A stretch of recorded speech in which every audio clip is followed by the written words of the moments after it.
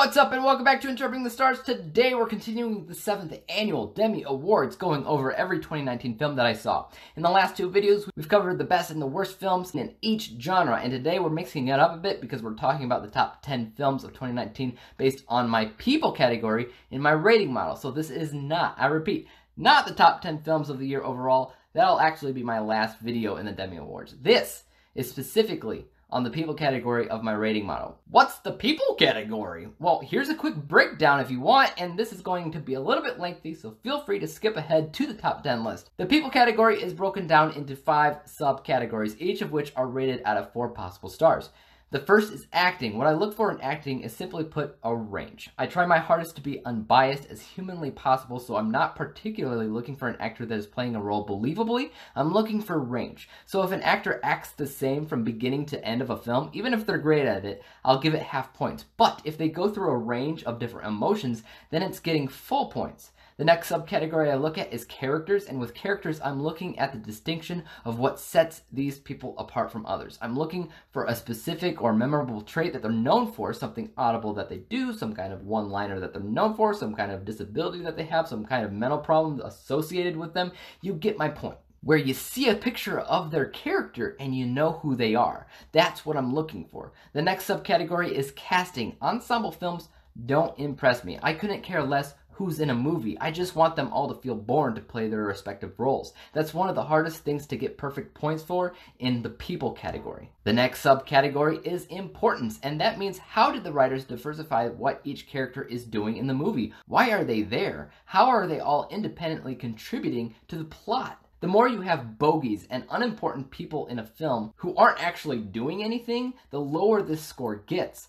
Finally, the last subcategory is chemistry, which covers how well these people fit on screen. Not just the main characters, but pretty much anybody that interacts. The more you have great chemistry, the more engaging a film can ultimately be. And all of these subcategories add up to a number out of 20 possible stars, known as the people score. To quickly tell you how this goes, the ranking was chosen as follows. The most important number is obviously the people score, but there's going to be a ton of ties because every movie that I talk about in this video will either have a score of 18, 19, or 20 out of 20 possible stars. So the tiebreaker falls on the exceeded expectation score. I don't usually talk about the exceeded expectation score on my channel. It doesn't usually have anything to do with anything, but it does here. And what that is the difference between the biased and the unbiased score. So take, for instance, I saw a movie that was technically terrible. My unbiased score was 20%, but I personally loved it for whatever reason, and my biased score was like 95%. And that exceeded my expectations by 75%. The reason that is my tiebreaker instead of something like total score is because total score doesn't actually matter that much with the people score. You can have a movie that's rated a crappy 20% overall, but still have a perfect people score. Everything else just sucks. So total score doesn't make a ton of difference. The impression that it leaves you with does make a difference, and there you go. Sorry that took me so long, so let's get cracking. In 10th place, but certainly not last place, is 1917, with a people score of 18 out of 20 and exceeded its expectation score of 12%. Now, the reason this amazing movie is seen at the bottom of my people list is because you aren't going to associate it so much with people. You're going to associate it with, say, cinematography, editing, music, visuals, stuff like that, but the people score was still pretty high here because the acting is insanely good, especially for how long they had to keep it up in each take. The actors all felt pretty much born for the roles, and I couldn't imagine anybody else playing them. They especially had amazing chemistry, as I'm sure you had to have, given how much screen time you had to share with everybody. The only places that didn't get full credit here was characters and importance. They were good characters and talented with what they had to offer, but they weren't perfect because they were army characters that kind of blend in together once you take them out of 1917 and just look at them as characters. In 9th place is Hobson Shop, which also scored 18 out of 20 for the people category, and it had an exceeded expectation score of 16%. This is not a movie known very much for the acting, and it's also an example of a film that wasn't rated super high, but it is a character-specific film. You went to the theater to see these characters. So the characters was actually given full points, as was the casting and the chemistry, because you saw the movie to also watch it for these two characters who bicker like children. Where the film kind of lacked was in the acting, like I said, and importance. There's a lot of bogey characters in this film that kind of blend in together, both on the villain side and the main characters. In 8th place is Knives Out, which also scored 18 out of 20 for the people category with an exceeded expectation score of 16%, just like Hobson Shop, but this is a better film overall, so this is why it's higher. This is another film that you're going to watch for the characters, which are all very, very fleshed out, very colorful, and it's also a rare example of when you have an ensemble cast that actually feels born for their respective roles. The only things that kind of lessen the score here is the acting and the chemistry, but upon rewatch, I feel like I'd score the chemistry higher. I just didn't see it as a chemistry type of film, you know, where it didn't seem like it was integral to what was actually going on plot-wise. As for the acting was fine, but it also wasn't trying to win any awards specifically for performances. In 7th place is The Lion King, also scored 18 out of 20 possible stars, and this time with an exceeded expectation score of 20%. A lot of people hate this movie. I expected to hate it too, but it exceeded my expectations, hence the expectation score getting a lot higher here. This is just like Knives Out, though, in terms of what it lacked in, which was acting and chemistry. It's hard to really decipher how well an actor is acting when you can't really see them, so you have to go off the animals' faces, which, as we all know, was not very expressive, so that's partially why I rated acting lower. Same thing with chemistry. Without a wide, expressive performance, it'll be kind of hard to notice when people have a good on-screen chemistry, but these have always been fantastic characters, all of which are doing something important in the film, and I actually liked how they cast the film as well, and it makes a lot of sense. In 6th place is Once Upon a Time in Hollywood, also scored 18 out of 20 with an exceeded expectation score of 24%. So Quentin Tarantino is always pretty much known for his diverse set of characters, and the same applies here. And once again, the faults lie on acting and chemistry. His films are sometimes goofy in those areas because he wants to stand out, and trust me, this film certainly stands out, but because of that, this was never gonna win any awards for acting, and the chemistry works really, really well between Brad Pitt and DiCaprio, but really that's it for the most part. They don't have the amazing chemistry with everybody else.